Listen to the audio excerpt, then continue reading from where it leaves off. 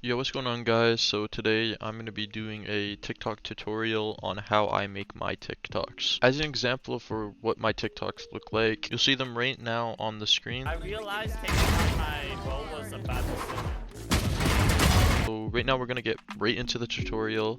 So pretty much how I start off my TikTok is I get a media file.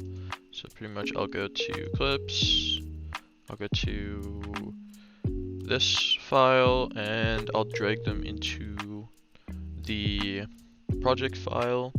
I'll add them into here.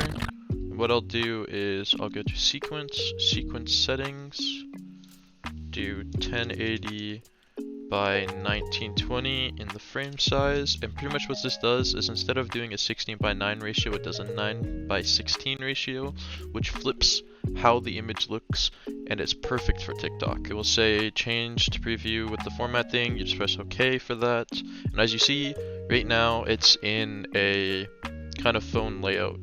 So now what we do is for this clip we will alt click and drag up, so then we have two of the same layers. Pretty much what we do here is for the bottom one, we don't need to do anything yet, but for the top one we go to the effects control panel and put it to 57 for scale.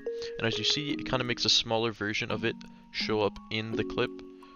So pretty much what we'll do now is for the other one, we're gonna get to that one now, and what we do is we just make it big enough so then it shows up on the screen as like a bigger version of it. And after we finish that, we go to effects, we go to Gaussian blur, and we add it to the bottom layer. We type in 17 for the blurriness under the effects control panel. Once you finish that, you can add any type of CC if you know how to do that. Currently I am not the best at it, but I am thinking about once I get good at it, I'll bring out a tutorial. So if you really want that, like this video and share it, and in the future I will. Alright, so now that your clip is finished, what you want to do is you want to do Control M, and it will bring you here. And pretty much what you do from there is you select your format, which I'd suggest is H.264, which is the best format for TikTok.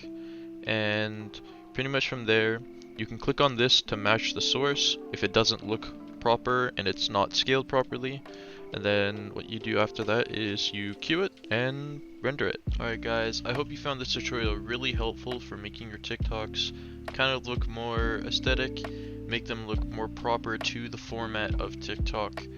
And yeah, thank you guys for watching, and see you guys in the next video.